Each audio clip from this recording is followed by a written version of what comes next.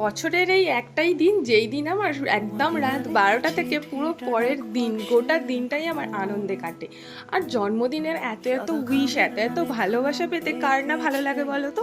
সেই দিন সকালবেলা ঘুম থেকে উঠতে না উঠতে সবার প্রথমে আমার নাকে কিন্তু পায়েসের গন্ধ গিয়েছিল। আর তারপর রান্নাঘরে গিয়ে দেখলাম হ্যাঁ মা পায়েস সাথে সাথে বসিয়েও দিয়েছে। আর জন্মদিনের দিন কিন্তু আমি যা যা খেতে ভালোবাসি মা তাই তাই রান্না করে দেয়। সারা বছর ভালো করে রান্না করলেও ওই দিনকে কিন্তু রান্না করার পাশাপাশি বেশ সুন্দর করে সাজিয়ে খেতে দেয়, যেটা আমার সব থেকে বেশি ভালো লাগে। আর ওই দিন গিয়েছিলাম কলেজে, আর কলেজের বন্ধুরা তো আমাকে পুরো কেক মাখিয়ে পুরো ভূত বানিয়ে দিয়েছিল। তারপরে যা ঝড় বৃষ্টি হলো কোথাও আর যেতে পারিনি, ডাইরেক্ট বাড়ি চলে এসেছিলাম। আর আস্তে না আস্তেই বোন বললো এই নে তোর গিফট। আমি বললাম তুই আবার কি গিফট দিলি? তখন বলেছে কেন আমি কি তোকে গিফট দিই না? ও আমাকে বলেছিল এই বছর তোকে না গিফট দেবো না। তো আমি বলেছিলাম ঠিক আছে, কিন্তু তারপর যখন গিফটটা পেলাম দেখলাম আমার সব থেকে প্রিয় ফটো দিয়ে ফটো ফ্রেম বাঁধিয়ে এনেছে। আর এই যে দুটো কানের দুল দুটো চকলেট আমার কলেজের 3-4টে বন্ধু দিয়েছিল। আর পরের দিন কলেজে যেতে না যেতেই আবার গিফট পেলাম, দুটো চকলেট একটা হার আর 3টে কানের দুল। আর কানের দুল পরতে আমি ভীষণ ভালোবাসি, সেটা আমার কম বেশি প্রায় সব বন্ধুরাই কিন্তু জানে। তো তারপরে 2-1 দিন পরেই আমি বাড়িতে কেক কেটে সেলিব্রেশন করেছিলাম, কারণ সেই দিন পিসে মশাই পাড়ার বাকি 3টে বন্ধু তাদের সাথে দিনটা কাটিয়েছিলাম।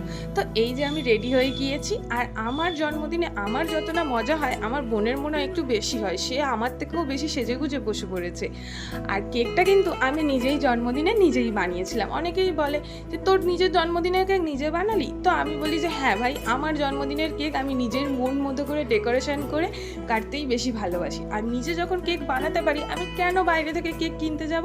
নিজের পছন্দ মতো কেকটাই বানাবো আর নিজেই কাটবো, সেটা আরও বেশি ভালো লাগে। আর এই যে সুন্দর ফটো ফ্রেম যেখানে আমার 3-4টে খুব সুন্দর ফটো আর বাকি 3জনের সাথে আমার একটা গ্রুপ ফটো দিয়ে ফ্রেমটা বাঁধিয়ে ওরা আমাকে গিফট করেছিল, যেটা আমার ভীষণ পছন্দের। তারপরে কেক কাটার থেকে খাওয়ার থেকে কিন্তু মাখামাখি বেশি হচ্ছিল।